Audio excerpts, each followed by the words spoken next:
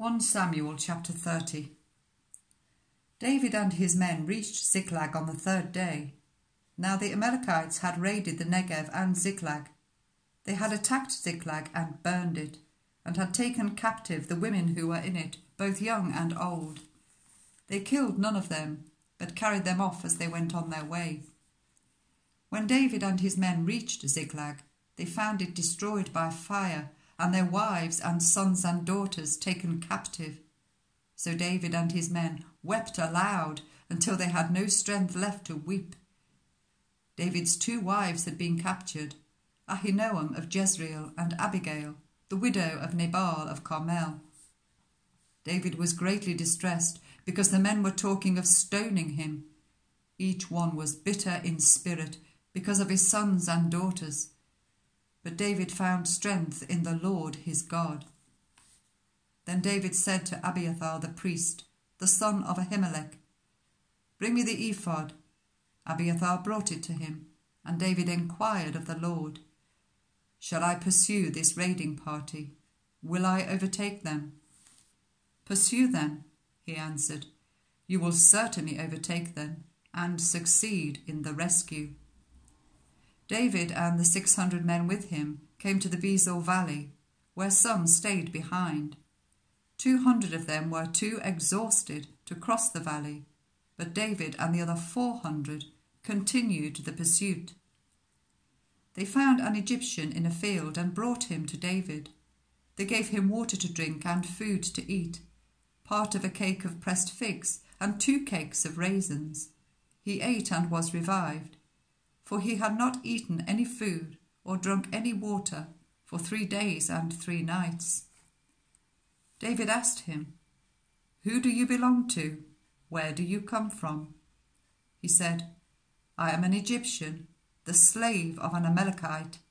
My master abandoned me when I became ill 3 days ago. We raided the Negev of the Kerethites, some territory belonging to Judah, and the Negev of Caleb, and we burned Ziklag." David asked him, "Can you lead me down to this raiding party?"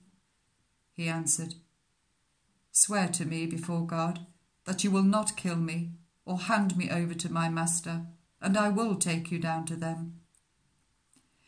He led David down, and there they were, scattered over the countryside, eating, drinking, and revelling because of the great amount of plunder they had taken from the land of the Philistines and from Judah. David fought them from dusk until the evening of the next day, and none of them got away, except 400 young men who rode off on camels and fled. David recovered everything the Amalekites had taken, including his 2 wives.